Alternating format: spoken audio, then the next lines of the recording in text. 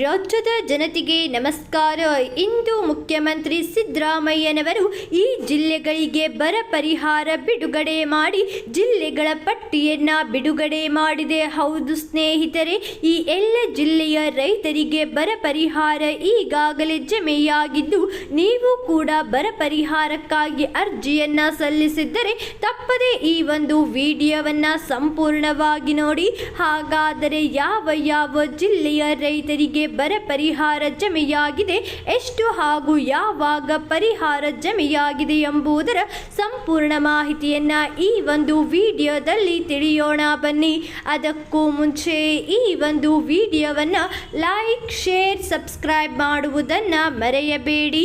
ಹೌದು ಸ್ನೇಹಿತರೆ, ರಾಜ್ಯದಲ್ಲಿ ಮಳೆ ಅಭಾವ ಕಾರಣ ಬರಗಾಲ ಘೋಷಣೆ ಮಾಡಿದ್ದರಿಂದ ಬರಗಾಲ ಪರಿಹಾರದ ಆರಂಭಿಕ ಕಂತು ತಲಾ 2,000 ರೂಪಾಯಿ ಈಗಾಗಲೇ ಕಲಬುರಗಿ ಜಿಲ್ಲೆ ಹಾಗೂ ಮೈಸೂರು ಜಿಲ್ಲೆಯ ರೈತರಿಗೆ ಜಮೆಯಾಗಿದೆ.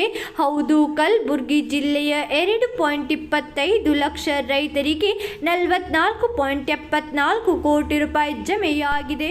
ಅದೇ ರೀತಿ ಇನ್ನು ಉಳಿದ 1.60 ಲಕ್ಷ ರೈತರ ಖಾತೆಗೂ 2-3 ದಿನದೊಳಗೆ ಪರಿಹಾರವನ್ನ ಜಮೆ ಮಾಡುವುದಾಗಿ ಕಂದಾಯ ಸಚಿವ ಕೃಷ್ಣ ಬೈರೇಗೌಡರವರು ಭರವಸೆಯನ್ನ ನೀಡಿದ್ದಾರೆ.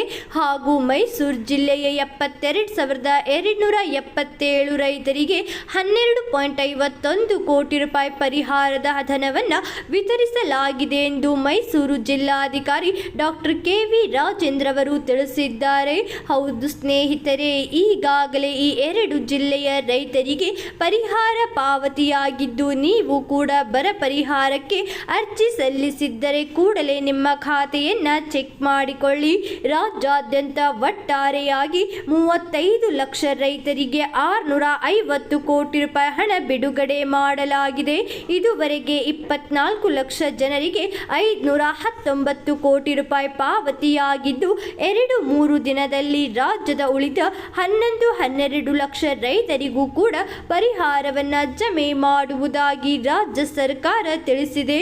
ಹೌದು ಸ್ನೇಹಿತರೆ, ಈಗಾಗಲೇ ಬಹಳಷ್ಟು ಜಿಲ್ಲೆಗಳಿಗೆ ಪರಿಹಾರ ಜಮೆಯಾಗಿದ್ದು, ಇನ್ನು ಉಳಿದ ಕೆಲವೇ ಜಿಲ್ಲೆಗಳಿಗೆ 2-3 ದಿನದಲ್ಲಿ ಪರಿಹಾರವನ್ನ ಜಮೆ ಮಾಡಲಾಗುತ್ತದೆ. ಅದರಂತೆ ರಾಜ್ಯದ ಎಲ್ಲ ರೈತರಿಗೆ 25% ಪರಿಹಾರವನ್ನ ಮೊದಲ ಹಂತದ ಪರಿಹಾರವಾಗಿ 2,000 ರೂಪಾಯಿಯನ್ನ ಜಮೆ ಮಾಡಲಾಗಿದೆ.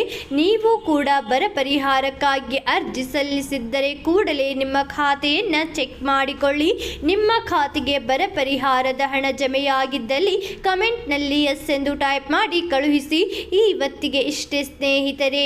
ಈ ಒಂದು ವಿಡಿಯೋ ಇಷ್ಟವಾದಲ್ಲಿ ಲೈಕ್ ಮಾಡಿ ಮತ್ತು ನೀವು ಇನ್ನೂ ಆದರೂ ಕನ್ನಡ ಸುದ್ದಿ ಚಾನೆಲ್ ಅನ್ನು ಸಬ್ಸ್ಕ್ರೈಬ್ ಮಾಡಿಲ್ಲವೆಂದರೆ ಈ ಕೂಡಲೇ ಸಬ್ಸ್ಕ್ರೈಬ್ ಮಾಡಿಕೊಳ್ಳಿ. ಹಾಗೂ ಈ ಒಂದು ವಿಡಿಯೋವನ್ನು ನಿಮ್ಮ ಎಲ್ಲ ಸ್ನೇಹಿತರೊಡನೆ ಶೇರ್ ಮಾಡುವುದನ್ನು ಮರೆಯಬೇಡಿ. ವಿಡಿಯೋವನ್ನು ಸಂಪೂರ್ಣವಾಗಿ ನೋಡಿದ್ದಕ್ಕೆ ಧನ್ಯವಾದಗಳು ಸ್ನೇಹಿತರೆ.